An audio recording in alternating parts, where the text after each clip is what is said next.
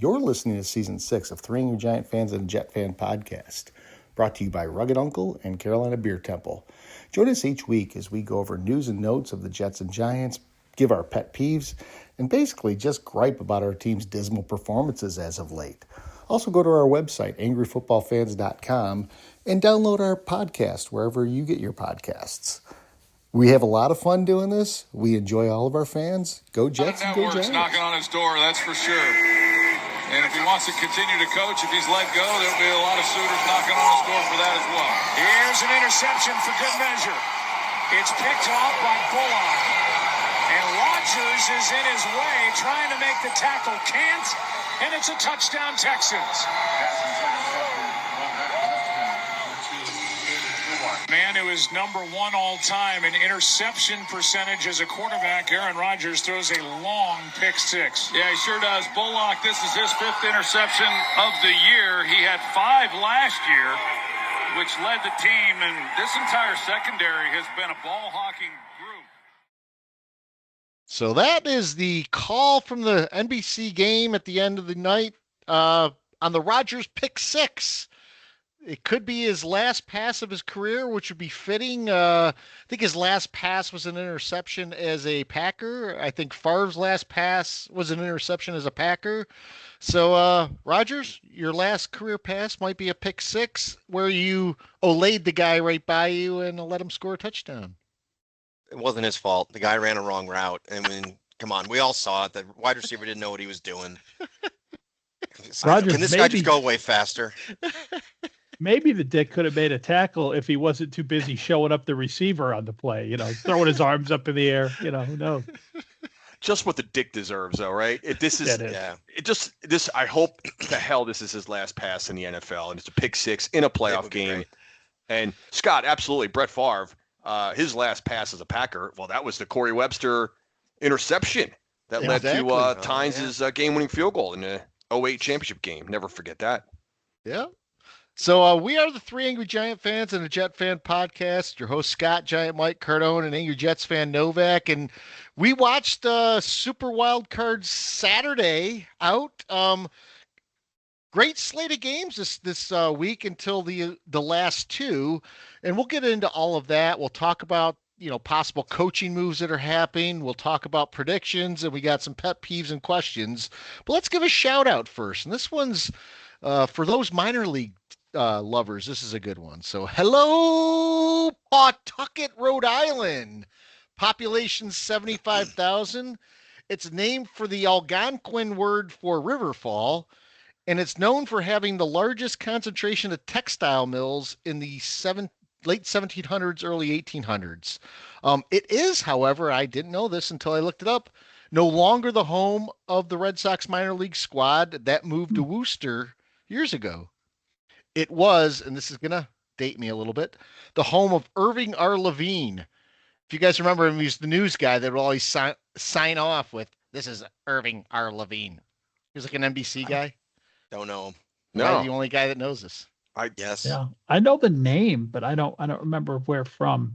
I think he used to wear a bow tie, look like a complete dork. If you had mentioned Lloyd Lindsey Young, the old weather guy. Yeah. That's where my hello comes from. No This is kidding. the whole I know. hello. Yeah. That guy was the best. I wonder where he was from. Maybe that would be a good shout out. Home of Lloyd Lindsey Young, who invented hello. Who invented the shout out? It would be good to look up where he was from. Pawtucket is always portrayed on Family Guy. That's how I think of the Pawtucket Sox. Yeah. Peter Griffin's always going to a Pawtucket Sox game. In fact, I think one of the episodes I watched last night, he was at a Pawtucket Sox game. So, as I mentioned before, Wild Card Weekend for the first time in a long time. Great slate of games. All but 2 of the games were exciting. The last 2 were letdowns. And the first 5 games of the week, this is a great stat. The teams trailing at the 2-minute mark won the game. Wow. Oh, shit. Wow. So we saw a lot of comebacks. I mean, you saw the Rams come back against the Panthers. You saw the Bears come back against the Packers late, and then that continued on into Sunday in the game. So San Francisco scored on a late touchdown to McCaffrey. Just guys, you normally don't see that first week. It's usually a blowout city. They try to pump everything up. This time, the results spoke for themselves. There were some exciting games, some exciting plays. Saw some players emerge, like we were talking about it coming on before the podcast. Caleb Williams with his fourth down pass. I mean, there's some guys now that are starting to make a name for themselves just based on the playoffs. Yeah, continuing a trend throughout this year of these games with manufactured endings. I don't like to immediately go negative on what was a great wild card weekend and fun games to watch. But I mean, that's been the theme of this year, and it continued right on into the playoffs. I mean, the game it's even been since we've been doing this podcast, guys. The game has changed right before us. It's a possessions game now at the end of the game. It's like a basketball game. Every fourth quarter is the same in these games. Yeah. And we've talked about it a lot this year. We really need to get some consistency around the calls of defensive holding and illegal contact, because those things get thrown out so often to change a possession that we even saw it this weekend. There were a couple defensive holds, a couple illegal contacts called that kept drives going, that left those games close. And fortunately, at least the ones I saw, it didn't benefit the teams that ended up winning. But from crew to crew, you never know who's going to call what. As I'm watching these games, which were great games, like you said, Scott, the Giants and Jets, they're in the same league. They're in the same league as what right. of these teams that played over the weekend. That'll occasionally cross my mind. And then I just quickly laugh it out of my head. Just like we're so far away from anything that resembles any of this. If we want to just throw in, I know we're not going to talk about the Giants and Jets tonight because it's absolutely pathetic, useless, and not necessary. But unless it's a coaching, we're going to talk about the coaching. Yeah. I do think about that, Cardone. It's funny you say that because I was watching the Patriot game, and I remember thinking to myself, I wonder if any of these guys are going, 7 days ago, we were playing the fucking Jets and just like beating their ass. Or no, it was the Bills. Sorry, it was the Bills. Either way, and right? Like no one's thinking about what was going on. Not even a week ago, they were wiping the floor with us, and now they're in this game. But I will say, NFL, yet again, the NFL is king. It knows what it's doing. We can trash them. We can say that there's things going on that they don't mean to do in officiating. We can complain about it all we want.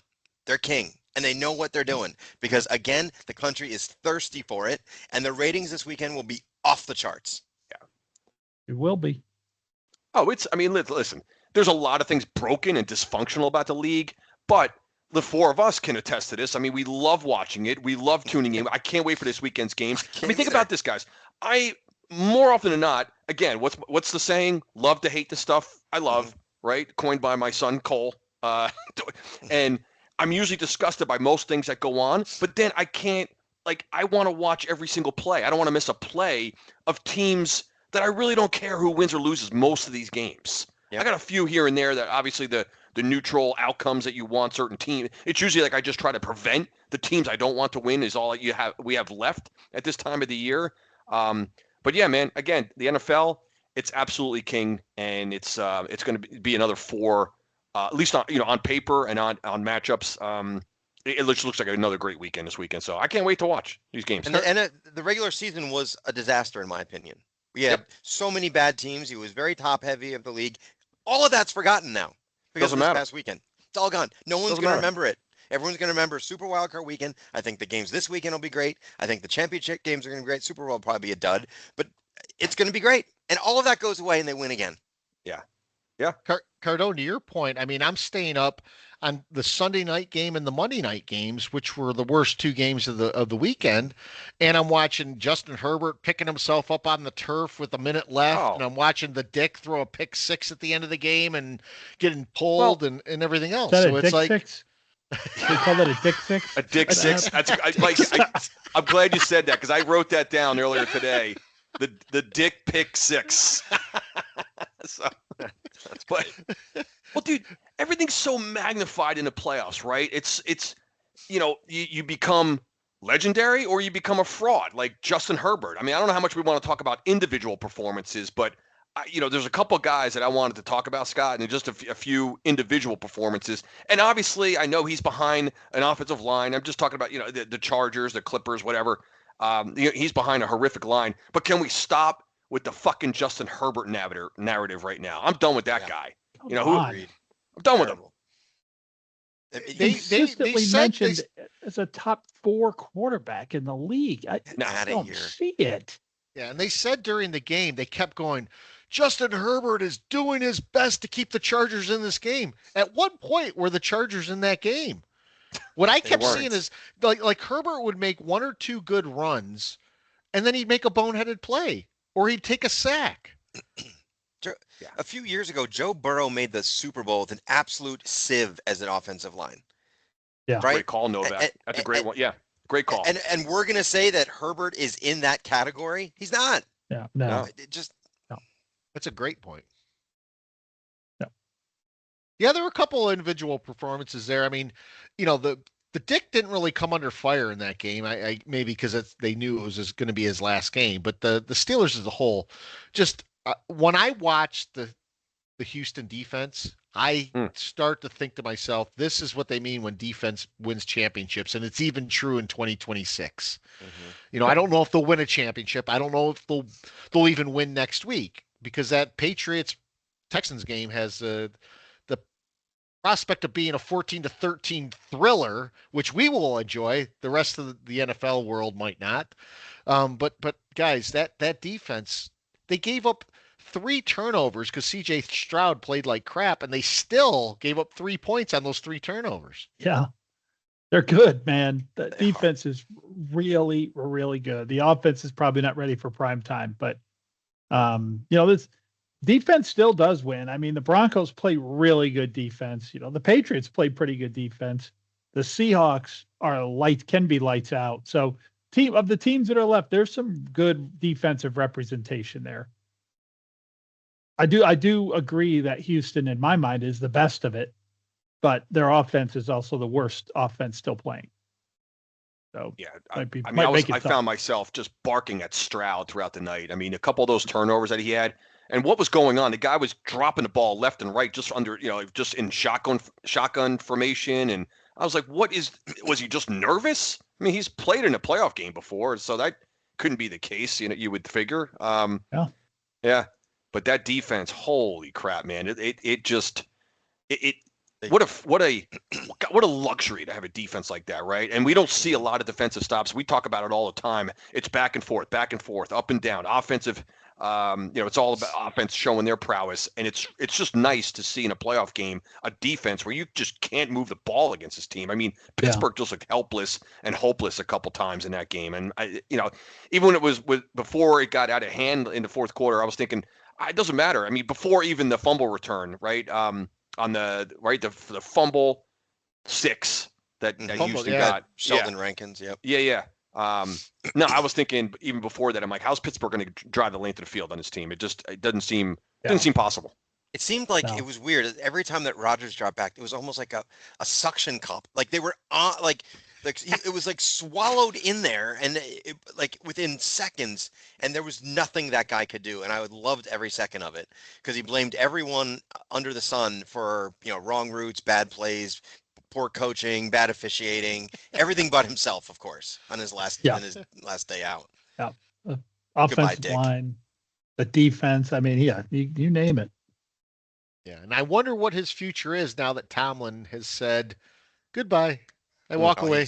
He's just going to go into a hole with his fake wife and be done. His wife from Canada. They actually asked that question in the post conference.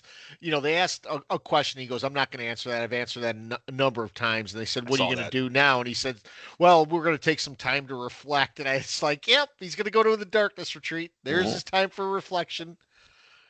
Good. Yep. Go to the retreat and don't come back. Just disappear, man. Reflect all you want. No one's going to want you because you sucked. And you looked every bit of 44, 42, whatever he is. You guys got anything else from the games that were played? No, just the same old shit. Coaches not kicking field goals, going for it on 4th down when they shouldn't. It happens so often. I usually like when we come on here in for our week, I usually have a couple written down or some turning points. There's so many now. I can't even keep track of them. Can't keep track of them anymore. I can't keep track of them within as I'm watching the game. I thought it was funny Monday night. The Steelers on one of their first drives, they opted for the field goal on a 4th and 2. And the announcers were like, "Whoa, hey, whoa, on a 4th and 2 here. This is where we normally see teams go for it." I'm like, why would you kick the points? And I think a little bit later, even in that game, Houston, or maybe it was the Steelers again. The Steelers got a fumble, and they decided to go for it on 4th and 2, and they missed it this time. And I thought to myself, why not? You got a turnover; those are free points. Whether it's 3 or 7, take the points. Yeah, that was flip-flop, Scott. The score was 0-0 in that game. Pittsburgh got a turnover, took it down, got a 4th and 2, went for it, and didn't get it. So that breaks everything I believe. I couldn't believe Tomlin did it. It made me think, man, do I want Tomlin? Because that was everything I believe in. You got to get points off a turnover if you can. Score the first points of the game. Take the lead. I mean, you name it. That was a field goal situation. They got back in the same situation later and kicked the field goal. Yeah. It was. But I think we saw in every game at least one 4th down where the team could have taken points and didn't get it, or vice versa, where they got it. Like, I think there was one sequence where the Steelers picked up a 4th down and then still had to kick a field goal later on. Yeah. The one that bothered me the most, and this team, they ended up winning the game, but was when LA, with a 17-7 lead, 1:37 left to go in a half. We're on Carolina's 19, a 4th and 3, not fourth and an inch, 4th and 3. So you're talking about a 37-yard field goal, and McVay doesn't take the fucking 3 points and go up 20-7 there. And then what happened? Carolina came down in a minute and a half and punched it in at the other end of the field, and now it's 17-14 instead of 27, possibly going to the half. It's maddening, guys, right? We say it all the time. That one just stuck in my head. And I don't know why, because the Rams ended up, of course, going on to win the game. But that particular play, I thought, was absolutely just beyond absurd, because he's a guy who usually kicks the field goal and takes the points. I was really surprised that he didn't grab that field goal there. 38-yarder. Come on, man. The Rams won that game, but the Rams won that game in the final 2 minutes. Yeah. So, they could have had a lot easier chance there. I mean, I don't get why these coaches hate field goals anymore. It's almost like a field goal is a loss. Yeah. Well, that mentality has been being spread by announcers and football pundits for years. And for most of that time, coaches just sort of ignored it. They've been telling us for years, you can't kick field goals in this game. Meanwhile, teams kicking field goals all over, winning playoff games, whatever. But all of a sudden, the introduction of analytics, and we've talked about it ad nauseum on here, once the coaches kind of realize, if I screw this up, I don't have to answer for it. Yeah. Once they figured that out, it's been game on. Because they do not get criticized at all. No. Not even, it used to be that the announcers would stay kind of silent. And then the minute the 4th down play didn't work, they'd go, I had to kick the field goal there. That was a bad decision, Bill. But now they don't even do that. If I still would have gone for it there, you got to take a chance, because field goals don't win games is what they say a lot of times. It's like, or they'll say that the coach, whoever that coach is, well, let's just say Tomlin. Tomlin realizes in this game, field goals aren't going to win the game, so he's got to go for it here. Yeah. Well, that was the other thing that was so criminal about Tomlin. Who didn't expect that to be a low-scoring, close game? And you pass up 3? That's nuts. Yeah.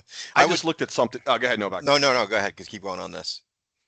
No, I kind of related, but I was just looking at the box scores from definitely the first 4 games, not the last 2, but the fourth quarter. Have you guys seen the total points in the fourth quarter for the Rams Panthers? 28 in the Bills Jaguar game. That was 28 in the Bear Packer game. 31. Oh my God. This is just fourth. These are combined points in the fourth quarter without giving you the sequence of who scored. Look at those fourth quarters, and then 16, which is still a decent amount in this. San Francisco and for one quarter, Philly. sure. San Francisco, that's all just the fourth quarter. That's wild. And Houston scored a pile of points in the fourth quarter. And Houston scored too, a ton, right? Yeah. So which ended up being a blowout, but 28, 28, 31, and 16, which is that's pretty high scoring too. San Francisco had 13 of those points, but. I was thinking about that today, and then I just looked at the box scores while we were talking here. It's pretty wild that these fourth quarters are just it's just awesome, actually. But it's just I have to admit, it's fun. Yeah, it is. It actually is. I know. And we've talked about it. We've complained about it with the refereeing and all that. I don't want to get into refereeing again, but the NFL is setting it up for that. I mean, for sure. They just definitely are. Now, whatever happens in the fourth quarter happens, and I don't think they're fixing anything, but I do think they're setting it up for these late fourth quarters. The one thing I did want to point out, we talk about individual performances. So I'll forget the defense because the Texans are just ridiculous on defense. Are there two better offensive players in this league? And Cardone called it Puka Nacua. I mean, good God, this guy. And is there a more important player for one team in your life than Josh Allen? Yeah, maybe not. I mean, come on. Think about the history of all these teams that you've ever watched. That team, if you look at that talent, has no business being in the divisional round. None. If he's off that team, that's a 4-win team. By the way, have any of us seen a 11-yard tush push? Only he could do it. We thought that the tush push maybe got killed earlier this year. That play might have killed the tush push. That's one of the things people have been afraid of, and I've said, "Shut up, that doesn't happen." They're like, "Why don't you just pick him up and carry him 11 yards?" Well, there it was. That's it. Yeah, man. When they show the replay, you kind of got the sense like, wait a minute, was he just picked up by his lineman? And then you show the replay, I'm like, he absolutely was. By the way, isn't that still illegal?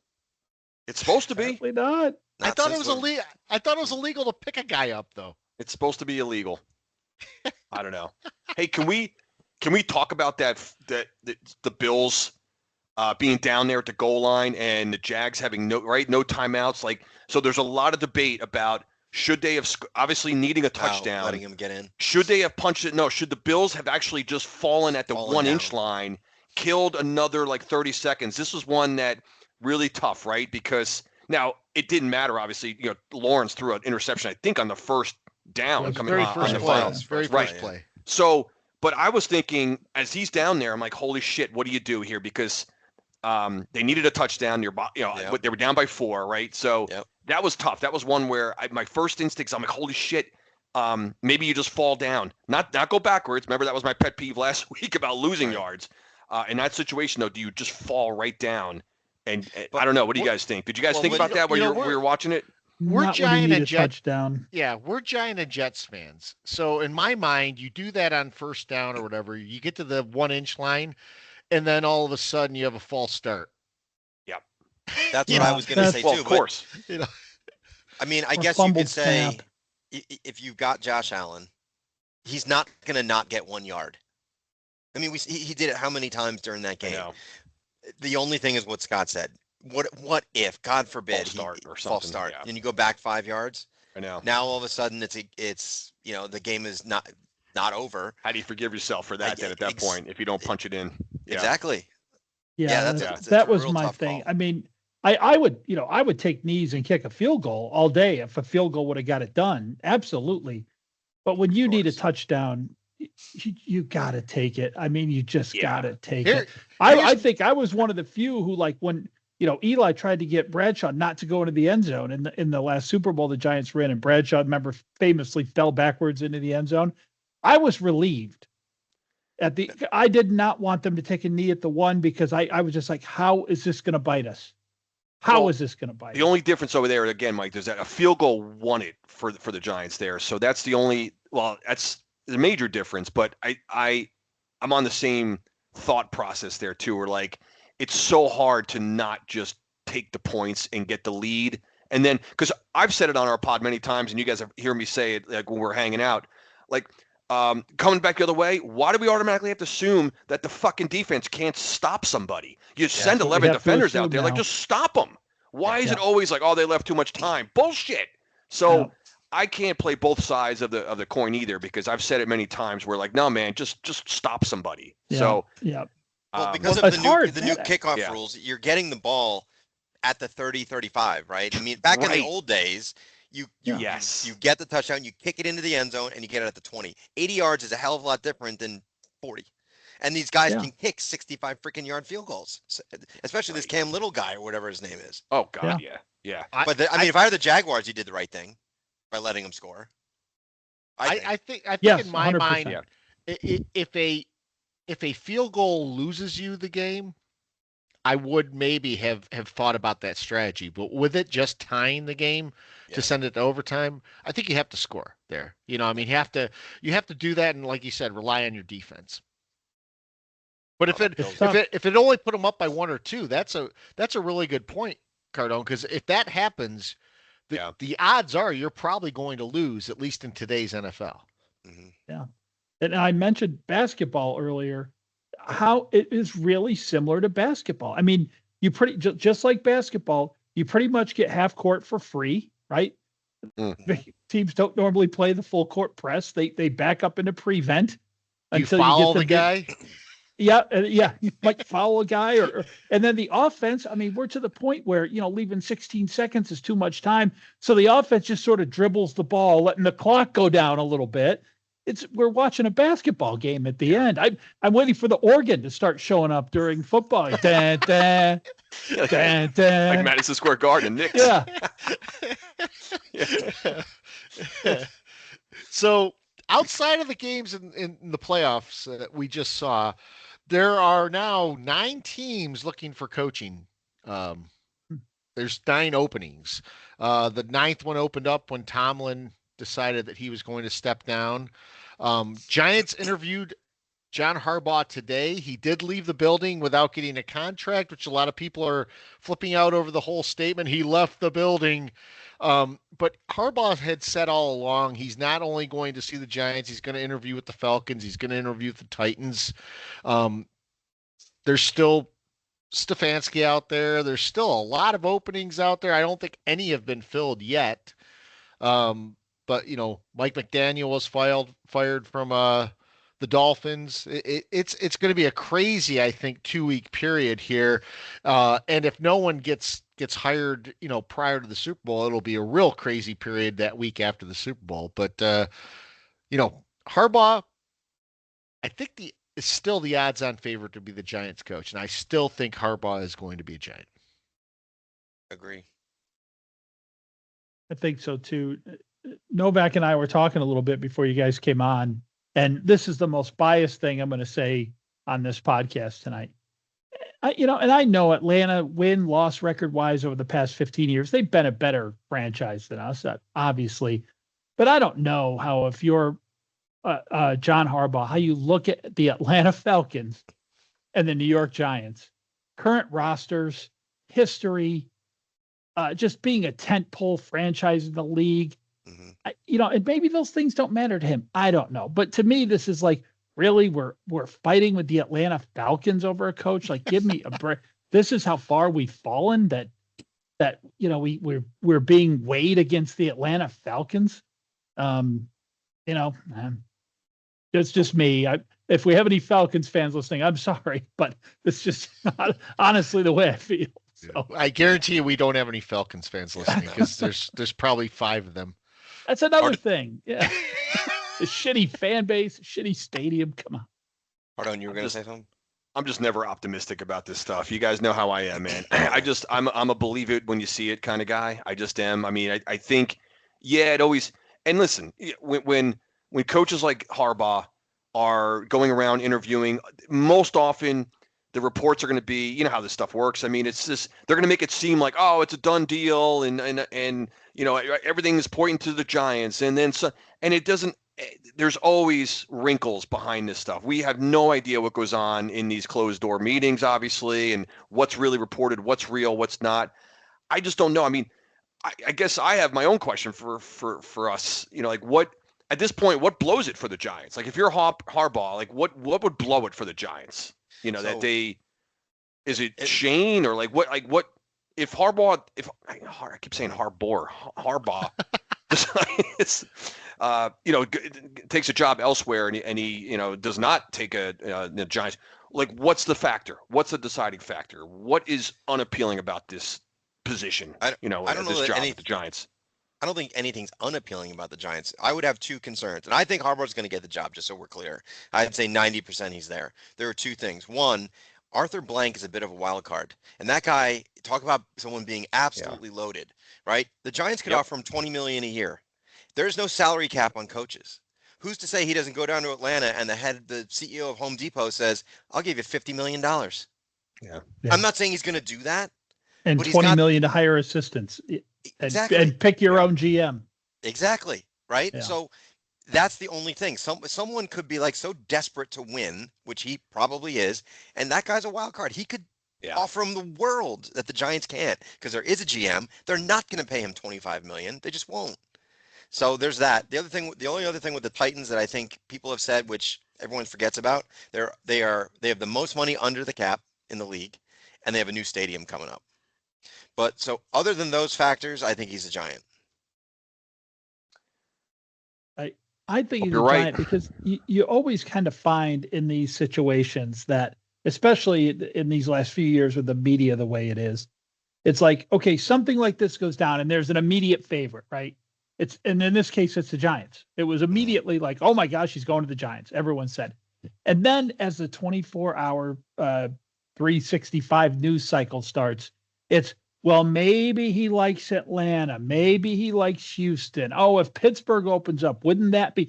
And it's just everybody's wishful thinking and writing something controversial to put in the paper. And then when all the chips fall at the end, it's where he originally said he was going. And it's, that just happens so often.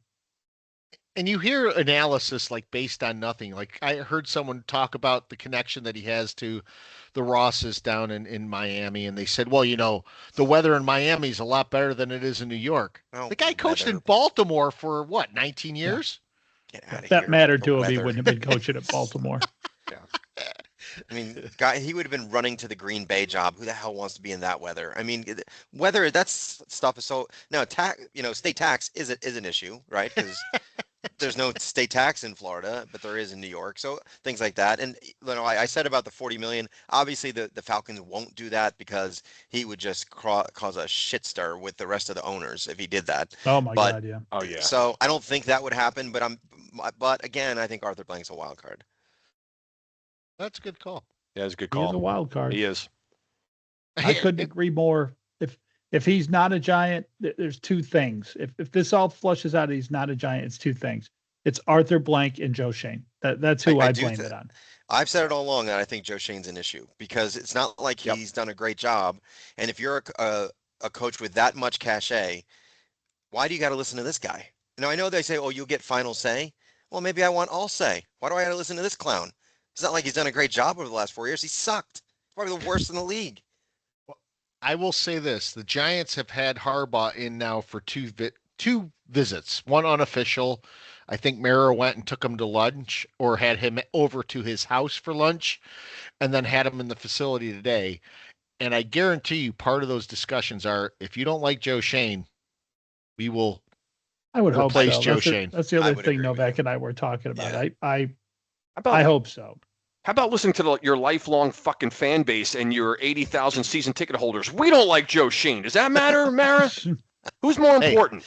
If it comes down to it, I will be Cousin Eddie and go and grab him from his happy slumber on and wrap him up and bring him to my house. Instead of handing out medium Pepsis for Giants season ticket holders after going 3-14 the last two seasons, get rid of fucking Joe Schoen and hire the best available coach out there in the league. Not just available, he's one of the best coaches in the league, period. Yeah, if we have to pay Harbaugh $25 million, we ain't getting any free medium Pepsis. Fine, make it a small. It's going to come right out of the small diet Pepsi. Out of Save the free sugar. The free Pepsi budget. So before we move on, I didn't know where else to put this tonight, but a bit of weird news from a past Giant that was sort of a bit player. If you guys remember Sam Beal, I think he was our I think we took him in the compensatory draft from Cincinnati. He was a cornerback. He's been missing for 9 months. So last seen in Virginia Beach. Just whereabouts unknown. I think parts unknown, like a 1980s wrestler. He's like George the Animal Steel. Yeah. And I joke about this. The guy's probably dead, but it's like he's been missing for 9 months now. That's crazy. They found his car at the beach, filled with sand and his flip flops, and he wasn't in it. So he walked out into the water. I was gonna make a witty comment, but you just said he's probably dead, so now I can't. Thanks, Scott. Yeah. Yeah, Scott made that tough. Jeez. Because I was going to say my takeaway from that story is that Scott's obviously hasn't been drinking because he pulled off compensatory without a hitch right there. Well, he hasn't gotten the questions yet, so we don't know. It's not a bowling night. So just pulled off compensatory like he says it every day, man. Just woo. Yeah. So, Mike, I'll turn it over to you for predictions. Predictions and picks. Well, we have a developing story in the picks. Novak and I are perfect in the wild card round for shit. Picks. Okay. We went 6-0 in the wild card round. Cardone went 5-1, only missing the Eagles because he couldn't see it. That was it. He bought the 49er win. That's your one. That was worth it. And then Cost did pick Green Bay, which looked like he had, for all the world, for 3.5 quarters, looked like he was going to get one up on us. And the Bears came back, and Scott also picked Philadelphia. So Scott is 4-2. So we will start with the top of the order here. How do you want to do that, Novak? You and I started last week since we finished in last. So actually, I think you started last week. You want me to start this week? I actually do. Go for it. Okay. All right. We'll do it. All right. So Buffalo at Denver, right, is the first game of the weekend. Yes. Man, I agree with whoever Novak just said that Josh Allen is this team. They don't do much else well. I also happen to think the Broncos are a year early to be the number 1 seed, at least a year early, and maybe several years early. I as you guys know all year, I'm not a believer in Bo Nix. I think Josh Allen magic continues one more week in a really good game, 23-22. This, for me, was the hardest game to pick by far. My heart really wants to pick Josh Allen and the Bills. I do think Allen is a little banged up. I don't like this Buffalo defense. And for me, in a game that's this close at this point in the season, I think it comes down to coaching, and I think Sean Payton is significantly better than Sean McDermott. So I'm going to take the Broncos in a very close game, 27-24 over the Bills. We'll go with Cardone.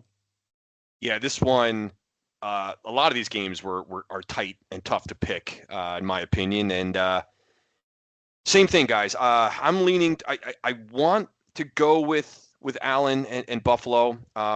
It's you guys we've already said it. Josh Allen, the guy, just I want this guy to win a championship. Yep. I don't care about too many other teams other than my Giants, but the Bills.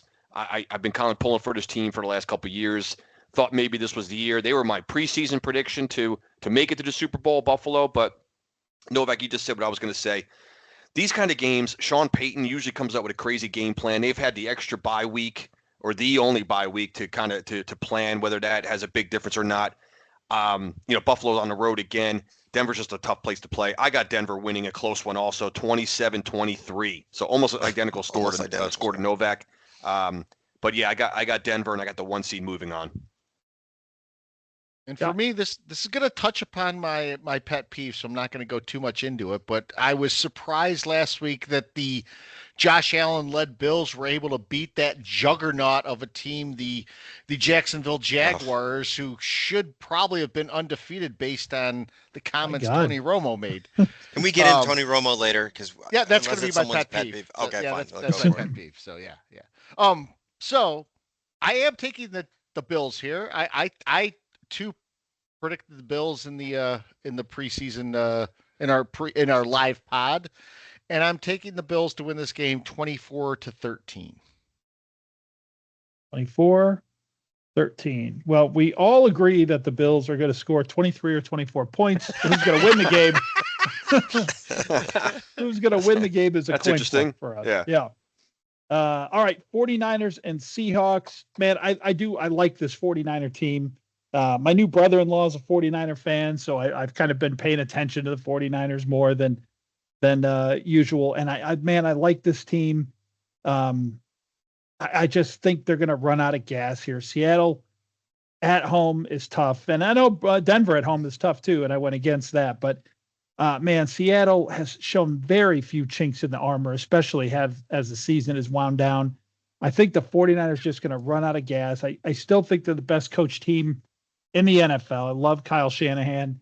But I think Seattle at home has enough to get by the depleted 49ers, which I'm also sick of hearing about how depleted they are, by the way. But I've got the Seahawks winning this 24-16.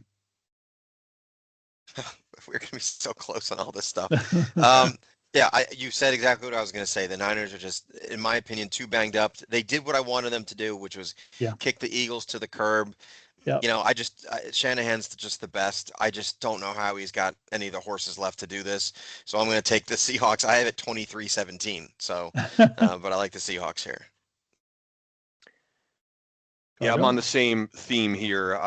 You got a rested Seattle team. It's a tough place to play up there, even though San Francisco, only already on the West Coast out there. But Seattle, their defense is going to. If you remember the last regular season game of the year that decided the 1 seed and the division guys, it was like a 13-3 game. Seattle's defense was just, they were just balls out, right? I think we're going to see much of the same from the Seattle defense. So I think San Francisco's going to have trouble putting points up. I got a low scoring game. I also think on the other side, Sam Darnold, right? He's one of those guys that we like to knock and mock and all that. I think Darnold has a good game. I really do. I think he plays. Call it what you want, game manager kind of game. But I think, he had the early exit last year in a Viking uniform. I think Darnold has a sound game. Doesn't put up a ton of points, but I think he does more than enough for Seattle to get the win. It's kind of low scoring. I got Seattle 20-13. Yeah, I'm sort of on board with the rest of you. I will say I'm going to be sad because we probably will see a lot of Salah in this game, but it might be the last Salah we get. There was a ton of Salah in the last game. Especially, I don't know if you guys saw at the end of the game, there was more fixation on Salah than there was on Shanahan. So we got solid Salah for 5 seconds. Can we let our listeners know about the new version of Salah that I created? The unintended Salah? Unintended Salah. That means if the camera's not on him, but his mug is in the background or something, that's also another drink. Photo bomb Salah. Or also, if there's a player or they're trying to get Salah and there's like a player or a coach standing in front of him, obscured Salah. Obscured Salah. We know what they're trying to do. Obscured Salah. You can see his bald head behind the guy. I love when the camera's trying to fixate on a guy and there's like 3 people in front of the guy and the camera just doesn't move or they can't get a different angle. It's awesome. I had 3 of our listeners text me during that game going, "Oh my God, I'm hammered right now." It's like we got people playing along with us. They love the Salah game. They went nuts on Salah in the second half of that thing. So I like having Salah around, but there's always one story in every playoffs of a team like the 49ers. They're gamers, but they're hurt. And in the playoffs, you just can't pull that off. Maybe in a regular season game, you can do it. And I don't think, contrary to what Cardone believes, I don't think Darnold's going to play particularly well. But I think that this is going to be similar to that 13-3 game that we just saw, where Salah got a lot of airtime in a game that they lost by 10. But I think this will be a 17-10 win for the Seahawks. 17-10. This next game here is Texans-Pats, and I got a funny story about this. So when I'm doing the scores, I actually, before we come on air, I write my scores in. That way I don't let y'all change my mind, which has happened from time to time. But But it's funny because so I wrote my score in, and then Scott kind of was talking about this Texans-Patriots game earlier. He's like, we're going to get like a 14-13 slugfest. My score is Pats 14, Texans 13 for that game. I like looked down when he said it. I'm like, that's exactly what I picked. So yeah, I just think the Texans run out of offense here, but they play an amazing game on defense, but just not quite. The Pats do just enough to sneak by 14-13. I am going to go with my heart here because I cannot, like the Eagles for you guys, I cannot take the Pats in the AFC Championship. I watched that post game with, was it Anderson and Shakir? Two of the Houston guys, the confidence in that team is just so high. Mm-hmm. They just seem relaxed, like they're going to come out and kick your ass the next week. And I think they will do that. So I'm going to take the Texans 17-14 over the Pats. Nice. Love to see it. Yeah, this was a tough one. I went back and forth, I think, a couple times in my head, and then same thing like you guys. I write the scores down right before we come on, and just try to give my what I think is going to happen, of course, opinion. And yeah, this is a tough one. Houston, you can't say enough about the defense, right? I'm obviously just going to repeat what we're already talking about here. It's certainly going to be a low scoring game, but I just have a feeling. I want to go with my heart. I want Houston to win this game. I'll be rooting for Houston, but as far as my picks and who I think will end up moving on by the time the game ends, it's going to be New England. I just think New England.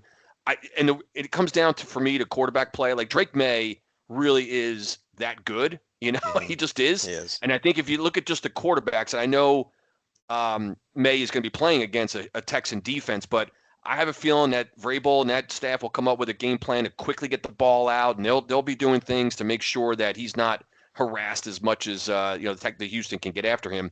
So, and Houston, I don't trust C.J. Stroud to score enough up there in New England with the home field. A lot of very similar score. New England 17-13. That's we're all right around. We did not collaborate before we did not. This, so we did not. No collaboration here. No, we did not. We're just coming on with our own scores. It just so happens they're almost identical.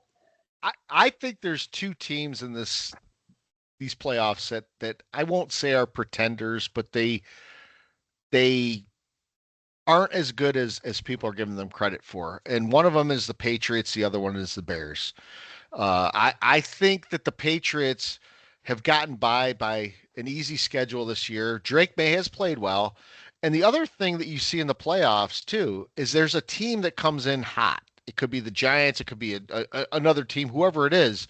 The Houston Texans have won a ton of games in a row right now. Yeah. They, guys forget they started out 0-3. Yeah. So I'm taking the Texans here in a very close game, 14-13. I love the opposite of Mike's 14-13. Yeah, we have no team will score over 20 in this game. We're sure of it. That's funny. This is good stuff. We got a lot of different opinions. Yeah, we got close games, but we're gonna mix it up for sure. Yeah, we sure. The last game of the weekend is Rams and the one thing I didn't mention, by the way, about the last game, because we talked about it a lot last year, and it probably should be a pet peeve. But the Texans, of course, have a day less rest because they played Monday night in the playoffs. We were all over that shit last year. We kind of didn't get after it this year, but there we go. Anyway, so this last game, Rams at Bears. I love this game, and I don't particularly like the Bears, but they've been impressing me. We had Novak and I talked for a long time before you guys came on today. We were on there a while. I think this is going to be the classic shootout, the thing I've been talking about all night tonight, the theme, the basketball game with the trading possessions at the end. This is probably a pick from my heart because I don't know why I don't want the Bears to win, but I don't, even though I like watching them play, but I'm done with them. I'm done with Caleb Williams. It's just, I want to shut it down this year. So probably a pick from the heart, what I might regret, but I've got the Rams over the Bears 40-38 in a shootout on a last second field goal. It's so funny how close everything is.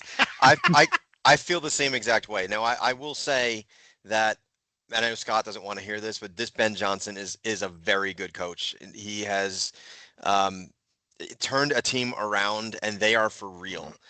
Caleb Williams is for real. I do actually like watching them play, but I'm gonna again go with while a fantastic coach, the better coach again when a game's is close. I'm going with McVay here, and I'm gonna call a 31-30 win for the Rams, and the Bears are gonna go for a 2-point conversion to win and lose 31-30. Oh, love it.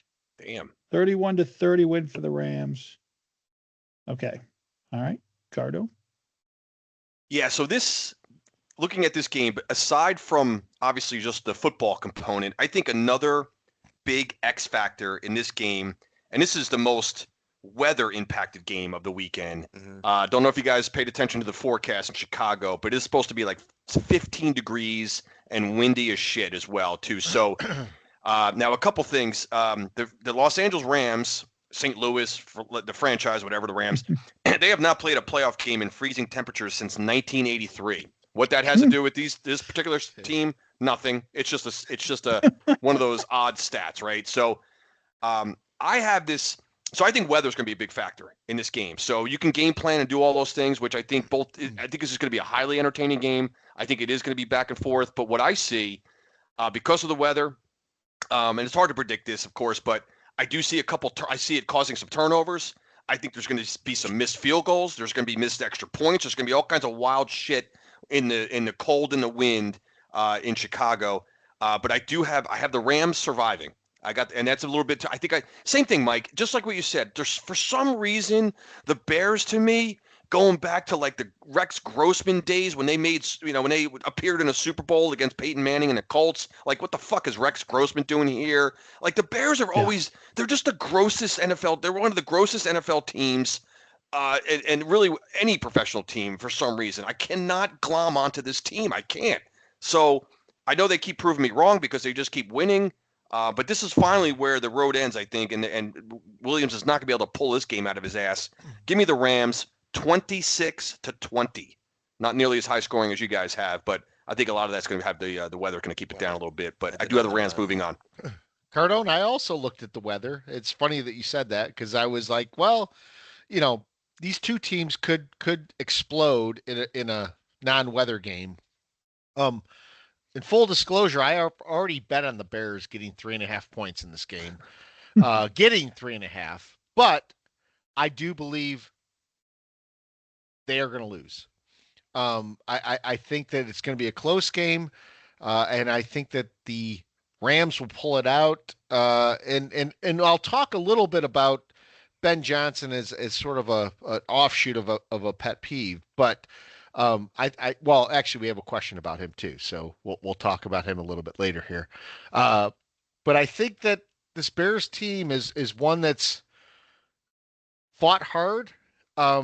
They almost lost to the Packers, who limped into the playoffs.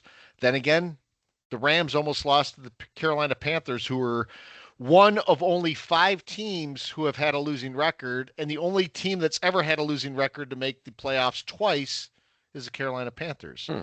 But before I give all those stats at the end of the day, I have the Rams winning this game 21-20. 21-20. So here's what's interesting. Bears cover.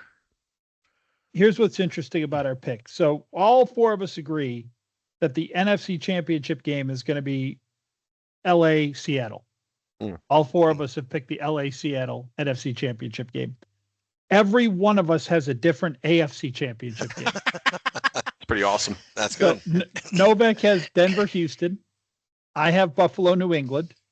Cardone has Denver, New England, and Scott has Buffalo, Houston. So love it.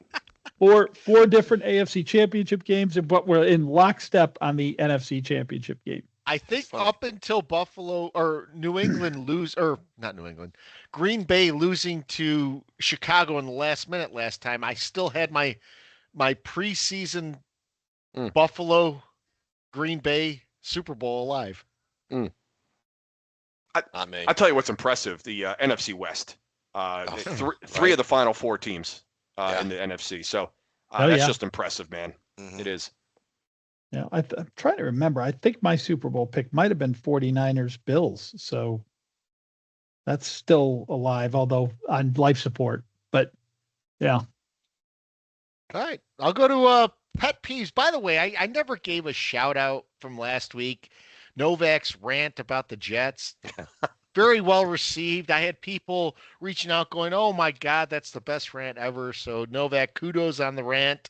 Yeah, man. It felt good to get it off my chest. I got to be honest. It was felt good. Great afterwards. We did post it as a single, like sort of a special cut, so it is out there on its own for those that want to listen. But I'll let you lead with Pet Peeves. Oh, going to me. Okay.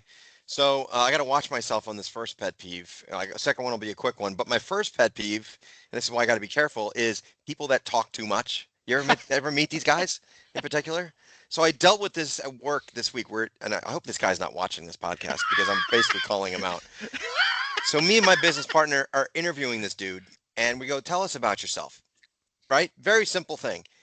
He starts launching into, well, I started back in 93 and I'm doing this, and he's going, I'm 10 minutes into this like introduction, and he goes, "You guys know Bill Johnson," or whatever his name was, and we're like, Johnson no. From sales. Yeah, we're like, no, we don't know who he is, and he's going, "Yeah, so I'm at the Marriott in Sarasota, and I'm telling Bill, Bill, I don't like how we're doing our pipeline management," and I'm going, "Is this guy freaking real?" So I go, and so I stop him. I go, "What year is this?" He goes, "Oh, this is 2003. I'm like, 2003? I got 23 more years of this shit. Dude, can people be more self-aware? So my pet peeve, like, I had to stop him. I'm so angry at this point. So he's like, well, 10 minutes later, tell us about yourself. My explanation, I had like 10 seconds. I'm like, I do this, I've done that. Thanks, done. And he goes, "Well, that was quick." And I'm like, "That's the way it should be, dude." So my take a social cue. Yeah, right. People that talk too much.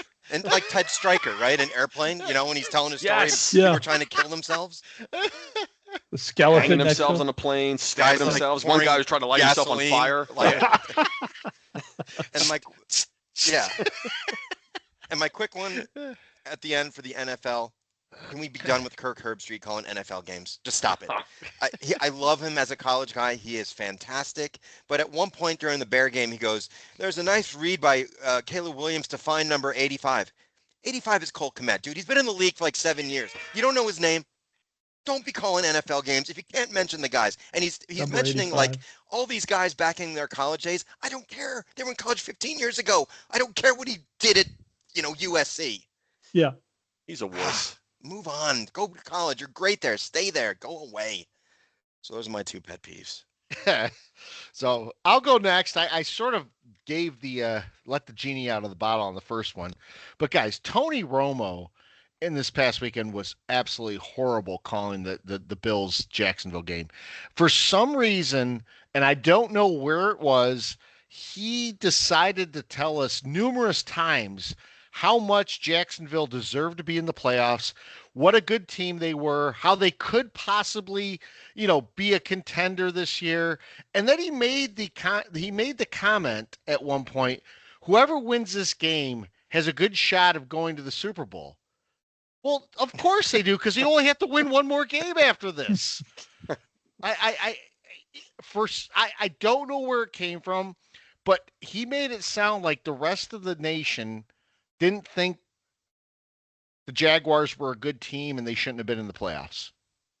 Didn't they win like 13 games? I mean, yeah. They had home field advantage. They won the division. I thought he started.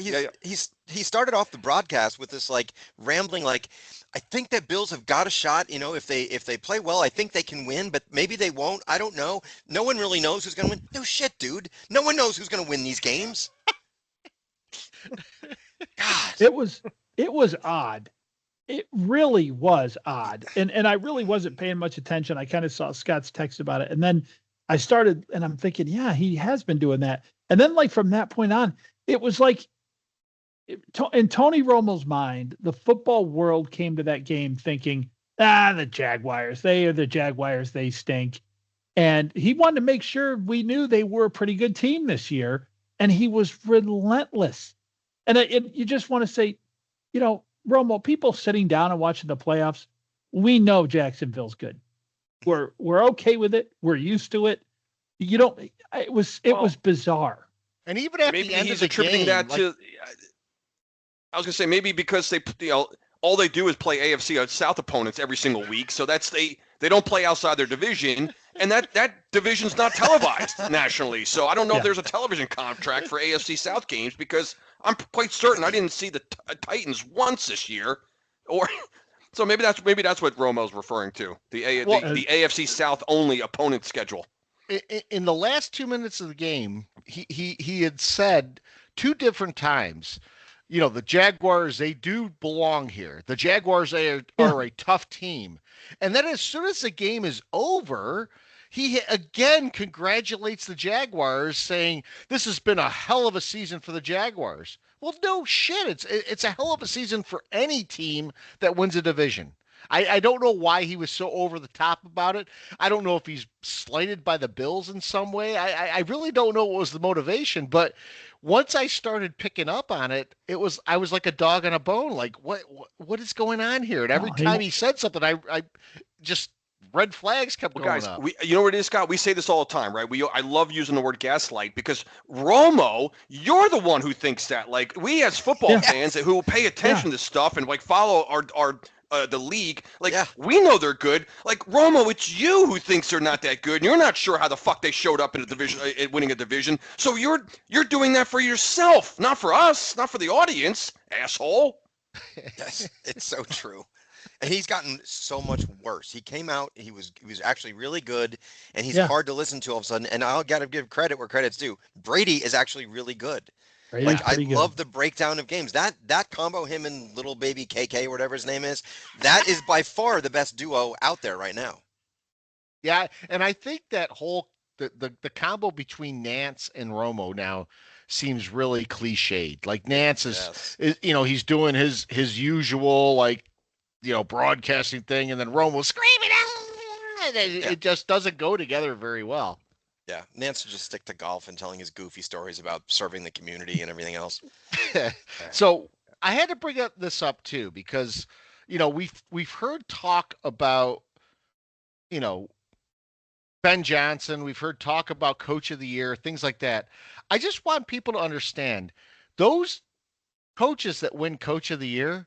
Some of them are okay, but there's a ton of them who flame out because they catch a genie in a bottle. So within 3 years of winning the Coach of the Year, these coaches were fired or they were let go by their teams. Ray Rhodes, Dick Duran, Ray Rhodes, Lovie Smith, Mike Smith.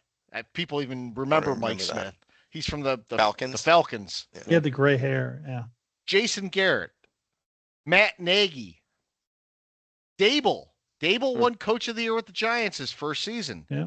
Stefanski, who last won in 23, he also won in 2020. And think about this: the last year who won the Coach of the Year. Can you guys remember who it was? Last year, Coach of the Year. Who won last year? Shit. Is it someone who got fired? No, but he's probably not too secure for the next Dan 2 years. Campbell? No. Harbaugh? Jim Harbaugh? No. Kevin O'Connell. Oh. From the Vikings. Minnesota. Yeah. Turns out they should have given that award to Darnold. And I think about this because I heard something said earlier when they were actually talking in the studio about, John Harbaugh being available and him going to a team. And they said, well, you have to look at some of the teams this year who got great coaches. So the Patriots got Mike Vrabel. Look at the way he turned that team around. And the Bears got Ben Johnson. Look at the way he's turned that team around. Guys, Ben Johnson, he could be a great coach. He also could be Brian Dable and get lightning in a bottle for a year. You never know what's going to happen, especially when you have a team like the Bears that doesn't have a whole lot of depth. They could be subject to injuries. Remember at this same time last year, everyone was talking about Dan Quinn and Jaden Daniels terrorizing the NFC East for the next 10 years. So don't put Ben Johnson in the same breath as an established coach like Mike Vrabel, or someone else who's already taken a team to the playoffs until they've actually done something. So I hate this storytelling in the playoffs, and it just needs to stop. I think we need to put Scott's most hated people, our referees, the Carolina Panthers, and Ben Johnson. Let's just call it what it is. Yeah. He hates Ben Johnson. I don't hate Ben Johnson. I hate the media portrayal of Ben Johnson. It's you know, Yeah. and we're actually going to get to him in a question. So it's like good. I agree with you about the media portrayal of Ben Johnson and the. It's true. But I also think, man, it just seems like he's done a good job. But on the other hand, when I watch the Bears, I'm like, how are they doing this? This is like smoke and mirrors. Like we thought the same thing about the Redskins last year. Yeah, it was a similar feeling. Very similar. Yeah. Similar team. I agree with that. That's a good comparison. Yeah, it is. Yeah. Great comparison. Mikey. Yeah, I've got two quick ones as well. My first one, it was funny because I had it written down and then someone quoted the dick, and it fell right into my pet peeve. My pet peeve this week was, man, it happens in every sport now too. These athletes who refer to themselves as we. I can't stand it anymore. I can't take it. The first time I noticed it was NASCAR. Actually, was. We had we thought we had, we. And in NASCAR, sort of works. You got the driver, you got a pit crew guy, and then the crew chief or whatever. So it is like a unit, right? That's like a small unit. When you're talking to Aaron Rodgers and he says we, I'm like, what? You got a mouse in your pocket? Who the hell are you talking about? Like, what's going on? And it's rampant now throughout all of sports. Is these they talk about themselves like they're a corporation, which I believe they think they are. They're the money revenue generating wing of some massive corporation. But yeah, cut it out. Stop calling yourself we. It's okay to say I. Everyone says I. It doesn't make you sound. If you think I makes you sound like you're being selfish, we sound so much worse than I. Yeah. We just sounds like you're a dick being selfish. Like, just stop it. Stop it. They do it in golf a lot too, which that one drives me nuts. Jordan Spieth is the worst because they always say we. Spieth talking about started it. He does. He's always talking about the caddy. Like the caddy's name is not listed under your name on the leaderboard. It's just you, dude. Like it's one person. Like the ultimate solo person sport. We. Yes. Give it a rest. Give the we a rest. Caddy. My other pet peeve is that I realized watching the games this week that almost all the pet peeves I had throughout this year are gone. As I'm watching playoff games, I'm hanging out with my friends. I'm having a great time. I'm like, why am I enjoying football? And I realize it's because the fucking Giants aren't on. That's why. I'm enjoying myself. I'm having a great time. I'm watching these, I'm watching refs keep drives alive, and I don't care because I want the game to be good. I'm like, yeah, good. Let's extend this drive. Let's get this down to the last 30 seconds. So my pet peeve is sort of that I have a lack of pet peeves because when the Giants are gone, like my whole world just opens up like a flower. Everything's just fine. So my pet peeve, I guess, is if you look at it that way, my pet peeve is the Giants for ruining this game that I love. Ruining it. There's a lot to be said about stress-free watching playoff football. Yeah, there is. No doubt. Because it's so true. We could watch the end of the games and be like, whoa, do that. And then coming back the other way, whoa, look at this. And knowing that there's miserable fans of fan bases out there that are just absolutely muttering to themselves. And we're just cracking open another beer. Who cares? Yeah. We what a game. We're pointing out the same things, but we're laughing about them. Yeah. You see a guy run for 6 yards on first down. You see the flag, and Cardone and I first down holding. There it is. We're dying. We just have, it's the same shit. All year we've been like old men with canes going, first down holding is bullshit. We were saying, we're making fun at the party the other day. We're like, I would love the referee on first down, first holding. Because we like to call these on first down. It's the drive is just they still have 3 more downs to get a first down. So it's first and 20. Everyone calm down. A lot of teams survive a 1st and 20 situation. We also have the 3rd down illegal contact in our back pocket 2 more plays from now. Everybody watch 2nd down without the fear of a flag coming out. I'll talk to you in 2 more downs. Okay. Yeah. You can freely watch 2nd down. We're not calling any 2nd penalties. Down, nothing's going to happen. 3rd Don't down, worry everyone, about it. Yeah, and then 3rd down, like, I told you I'd be back. 3rd down, we got illegal contact on defense. So everyone that was upset on the holding call on 1st and 20, you're now got a automatic 1st down. Defense, I'll get you in a minute. Don't worry. Everyone calm down. Enjoy the next play. I'll talk in a few minutes. That's what playoff That's what I would love like. to hear. Yeah. Hilarious. Cardone, what's funny about that too is just that, we always talk about not only the penalties, but when we're watching those games and like we're sitting there, so excited and everything else, it's like, why are we excited? Because our teams suck. I think about the way I watched the Giants at the end of the year. The last game of the year, if you guys remember, they played at 4:00 with only one other team. So if you watched the red zone during that Giants game, you could watch every play of the Giants and every play of the other game, which is what I did.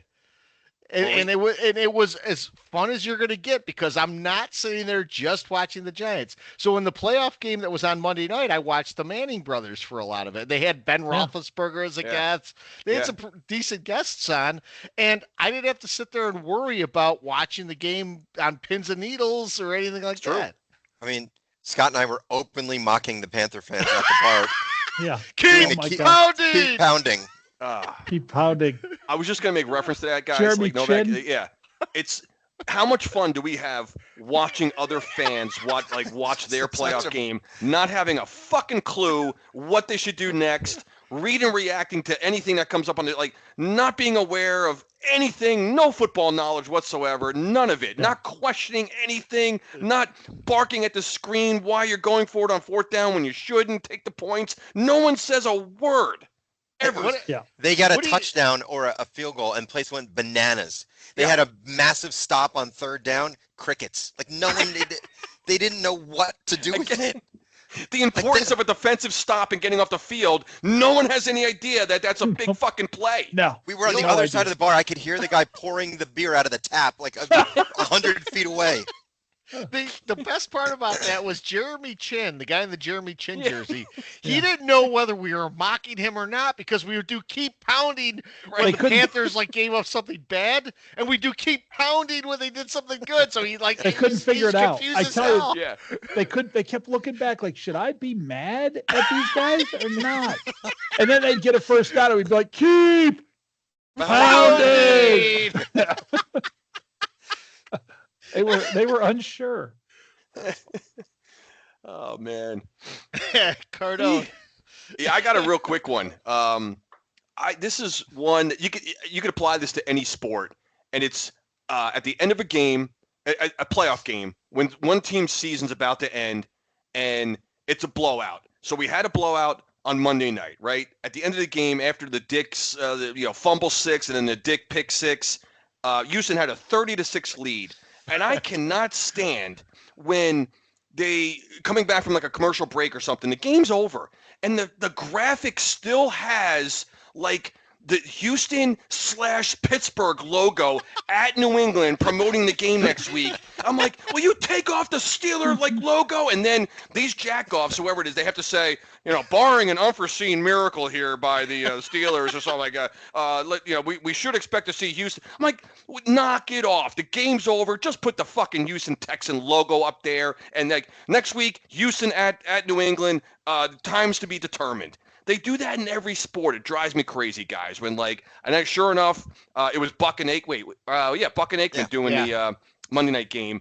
And I don't know if you guys it's one of those little. It's a subtle pet peeve. It's all the little things like in the game that we just in the broadcast and stuff that we pay attention to. And that one has always driven me nuts. And sure enough, they trotted it out there. With a minute left to go in the game, 30-6, and there's the little graphic, Houston or Pittsburgh at New England. I'm like, stop it, please. I don't know if you guys remember this, and I don't remember which game. I'll bet Cardone remembers and tells me what game. Unless he might have been at the stadium watching this game, so maybe not. But I think it was the Giants and the Bears, the 90 season, the first playoff game of the 90 season.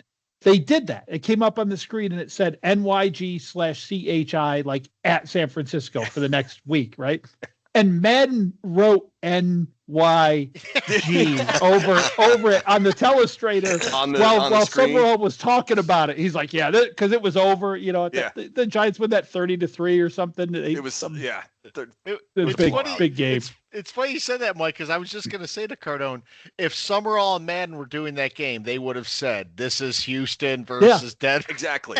I'm like 90% sure that was a game while Summerall was going, and the Giants or the Bears, and Madden's like, it's NYG. Buck falls Joe Buck falling to the trap. He has to say like, barring an unforeseen, no, Buck, just stop it. Just say next week Houston at New England. Let's go. Shills. They're shills for the NFL. Stop it. So we got a bunch of questions this week. Peacock Corner is back in full effect. He asks, what's our reaction to Ben Johnson screaming, "I fucking hate the Packers," with the cameras rolling? Is this good or bad? I touched upon this before.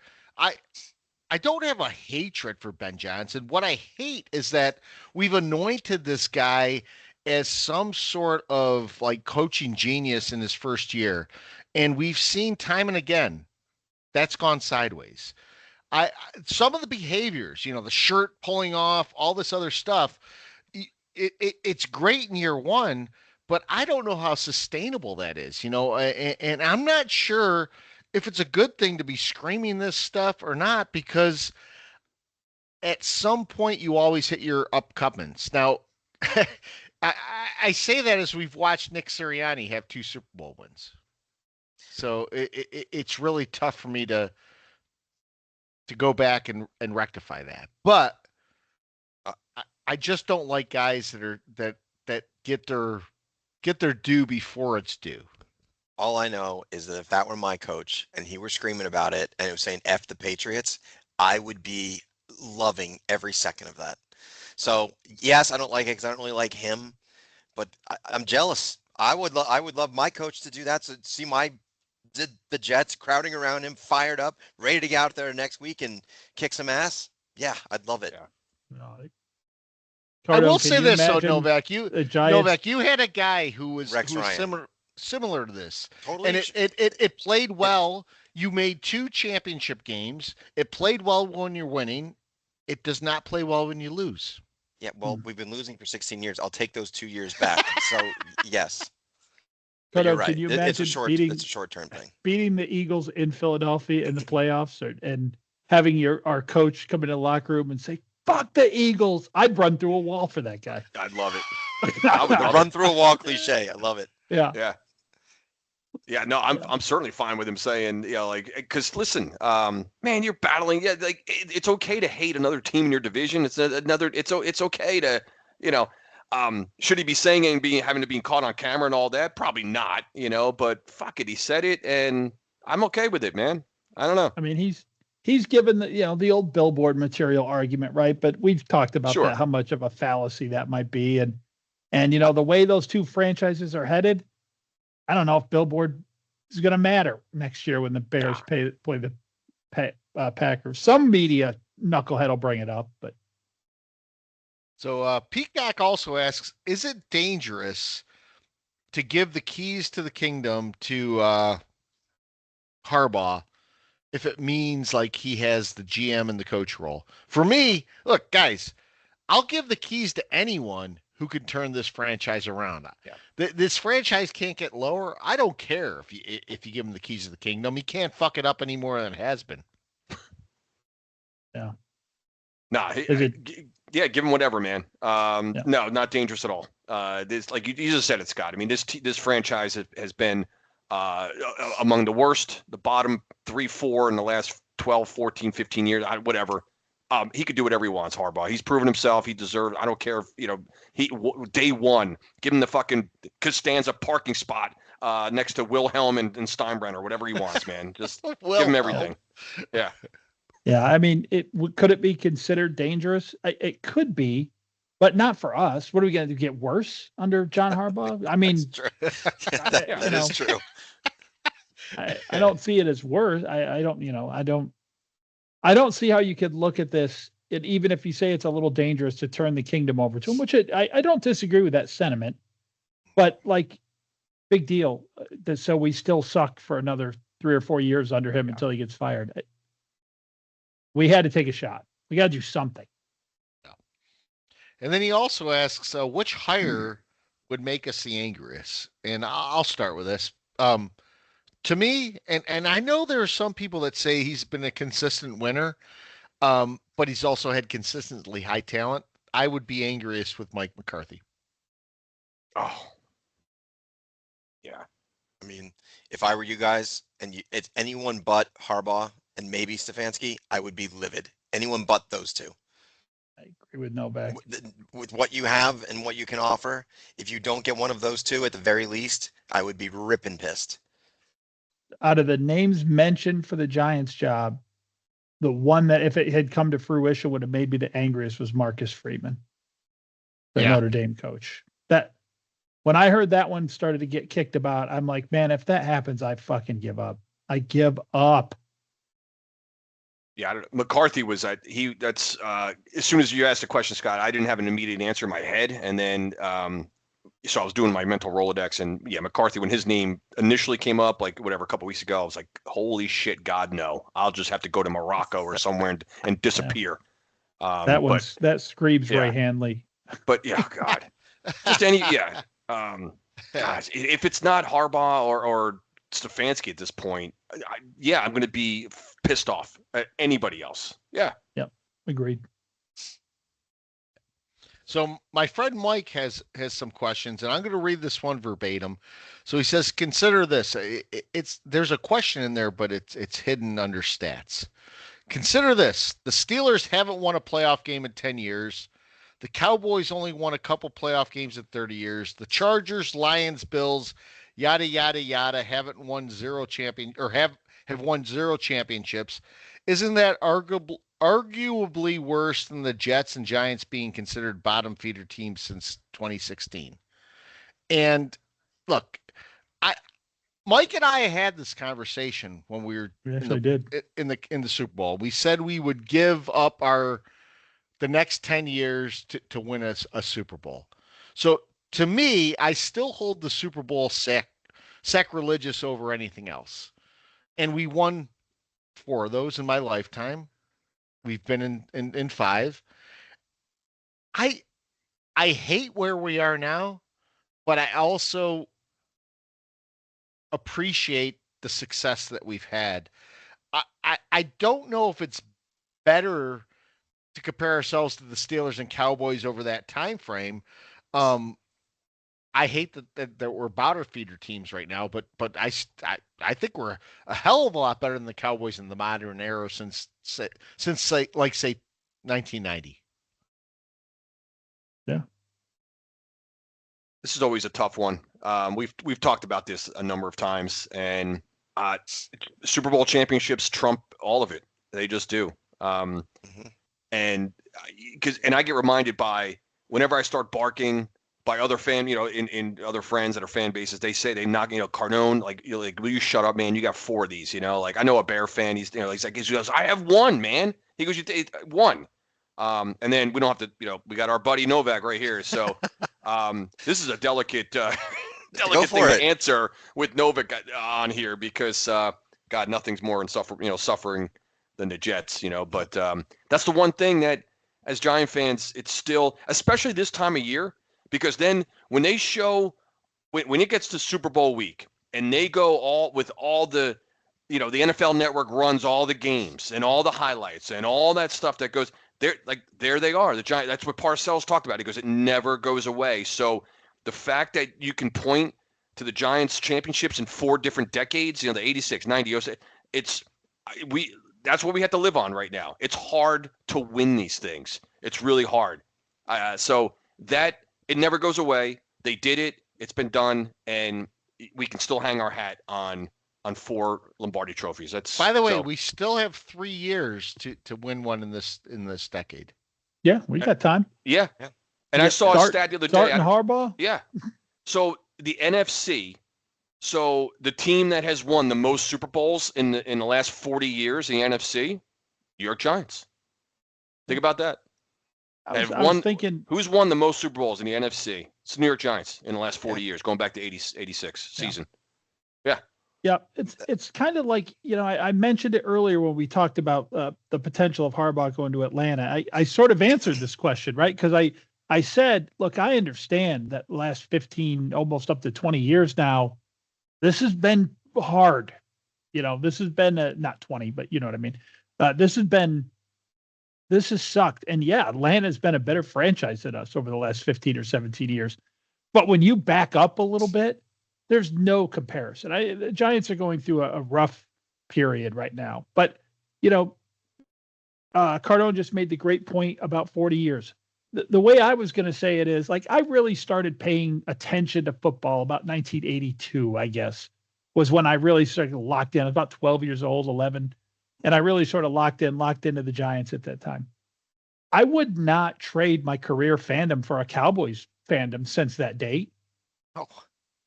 No, I mean, it's not only do we have more Super Bowls than them in that window, but we've had some of the most amazing unfathomable Super Bowl wins and playoff wins. I wouldn't trade that. Matter of fact, there's no franchise I'd trade with other than possibly the Patriots. But outside of that, no.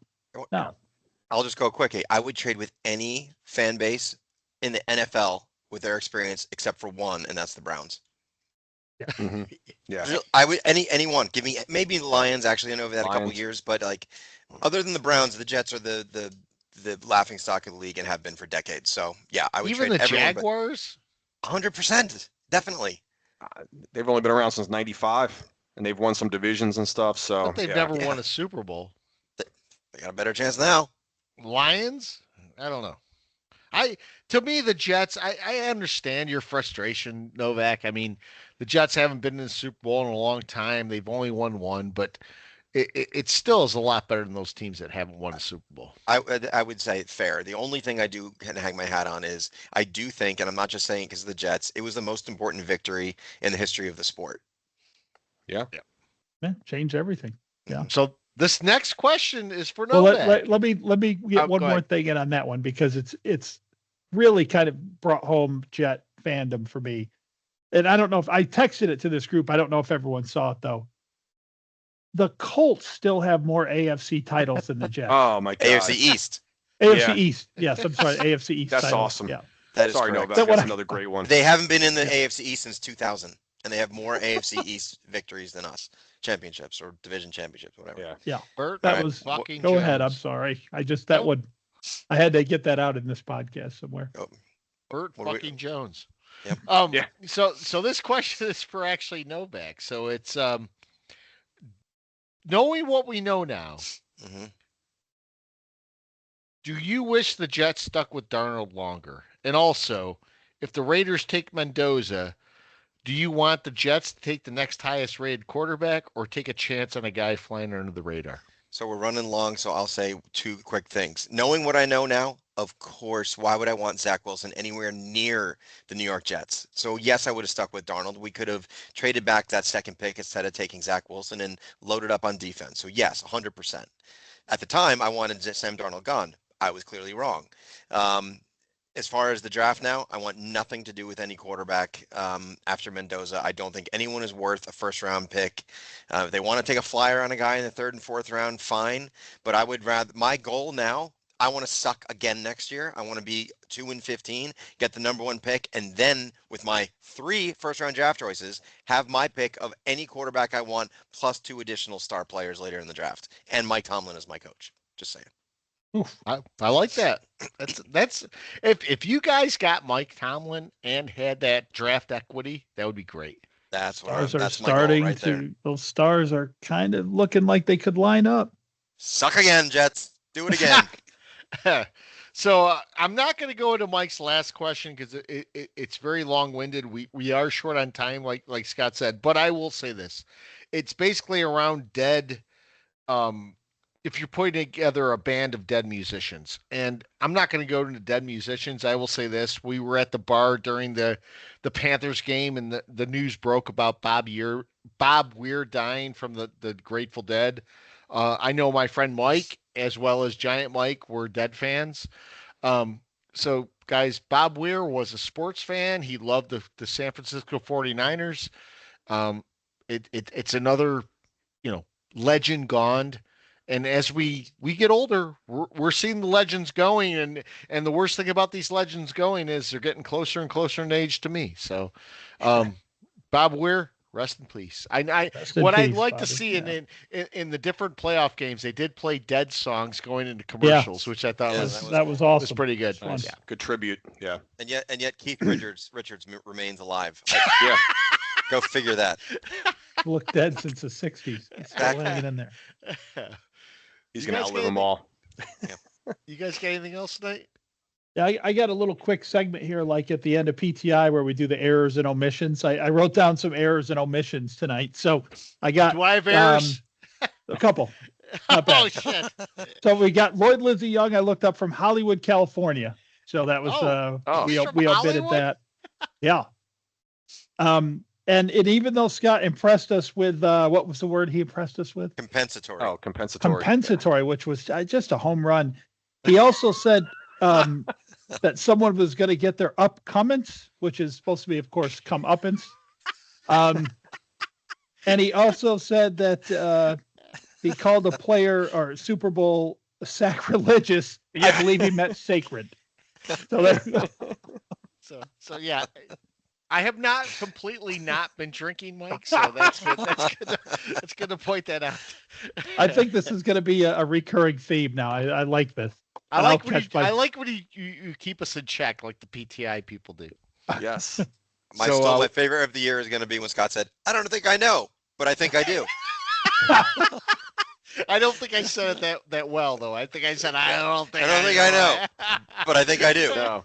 My favorite was like, what makes you a diehard fan? And Scott's like, well, sometimes you just got to say, hey. The wisdom in that. Yeah.